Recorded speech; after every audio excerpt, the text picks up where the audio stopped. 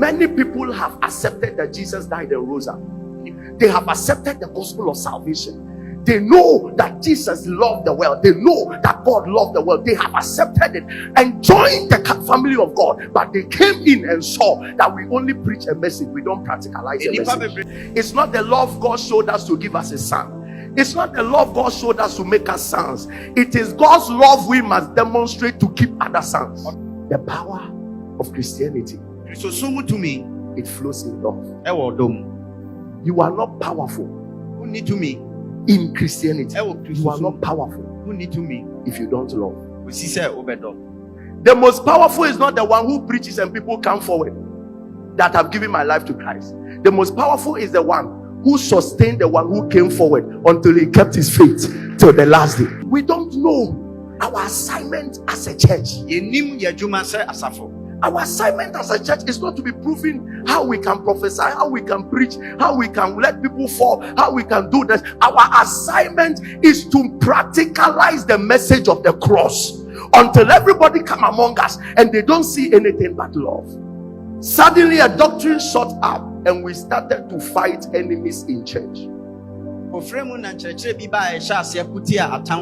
our prayer, we started fighting and tagging people as enemies. And that was the nature of the world.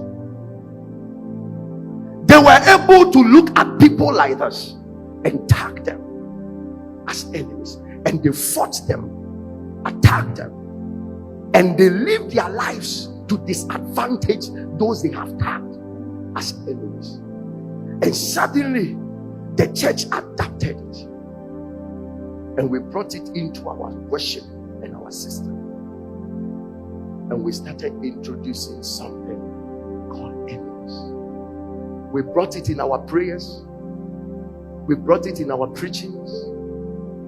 We made people understand that they have enemies they have to fight. And that is what turned Christianity around. And today we suspect each other. Even as we walk in church, walk home, as offices, we have introduced a system of enmity, denomination to denomination, pastors to pastors. So today, yeah, so far you preach or don't. Yeah, yes, I pray a member say, who's our software and we still preach love. We are the ones that tell our members that if it is not my church, don't enter any church. Yet we say we are preachers of love. What happened? That we suddenly made certain preaching topics another pastor. And to go back and say, sorry, so a stronghold has been placed in the person's mind, and the pastor doesn't know that he that must herald the message of love is rather heralding the message of enmity. Somebody can see you and never want to have anything to do with you, not because he hates you, but because in his church one of the doctrines says that you don't deal with any other pastor. Be careful when you tag them as enemies. So God spoke through David and said that he set a table before me in the presence of my enemies. They say any are tagging enemies, but to God they are not enemies. They must be fed so that they will correspond perfectly to your elevation. And I know David just say, Madam for no ne mama no on one enemy dipano. When our friend a town for a friend a town for a radical friend will be our Bible woman Yankupan Sem and in a Juma Bemo. It is you that cause some people enemies and you want to fight them off.